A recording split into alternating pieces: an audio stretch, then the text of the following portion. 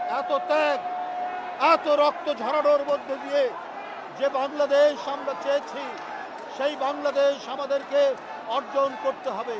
এখনো মানুষ আতঙ্ক থাকে, এখনো মব সংস্কৃতি বিস্তার লাভ করেছে। এই যে ডাকসু নির্বাচন, এই ডাকসু নির্বাচনে মনোনয়ন ফর্ম যাতে ছাত্রদল কিনতে না পারে, এই কারণে সেখানে মব তৈরি করে বাধা দেওয়া হচ্ছে।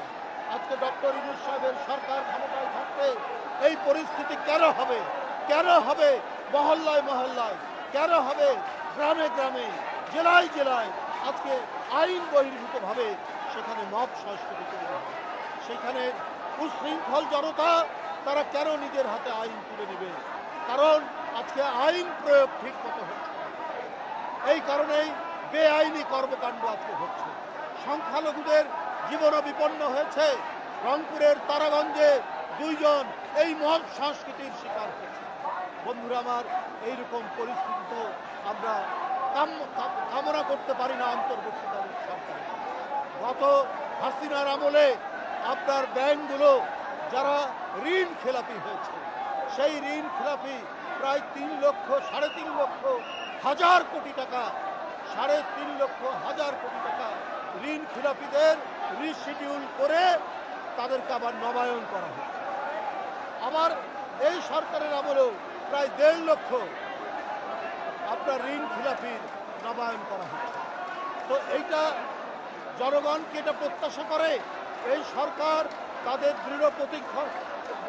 দৃঢ় পদক্ষেপ দিয়ে যারা ঋণ খেলাপি, যারা রাষ্ট্রের টাকা, জনগণের টাকা যারা লুট করে পাচার করেছে, তারাই হয়েছিল ঋণ খেলাপি। এত টাকা, প্রায় 3.5 লক্ষ কোটি টাকা তাদের রিশিডিউল করার সুযোগ দিয়েছিল হাসিনা। তাদেরকে নবায়ন করা হয়েছে, তারা সেই টাকা পরিশোধ করেনি। আবার 1.5 লক্ষ কোটি টাকা নতুন করে কেন রিশিডিউল করা হয়েছে, কেন নবায়ন করা হয়েছে? আজকে বাংলাদেশ ব্যাংক, আজকে আর্থিক যে সমস্ত মনিটরিং পর্যবেক্ষণ যে সমস্ত সংগঠন আছে, তারা আজকে কি ভূমিকা রাখছে, তারা কি কাজ করছে?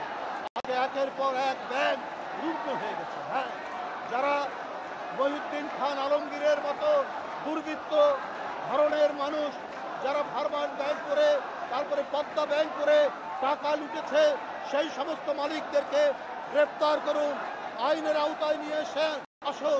যারা জনগণের টাকাকে তছরূপ করেছে, লুট করেছে, তাদের দৃষ্টান্তমূলক বিচার করুন। কিন্তু জনগণের টাকা যাতে ফেরত যায়, এটারও ব্যবস্থা অন্তর্বর্তীকালীন সরকারকে তাদের পদক্ষেপের মধ্যে দিয়ে নিতে হবে।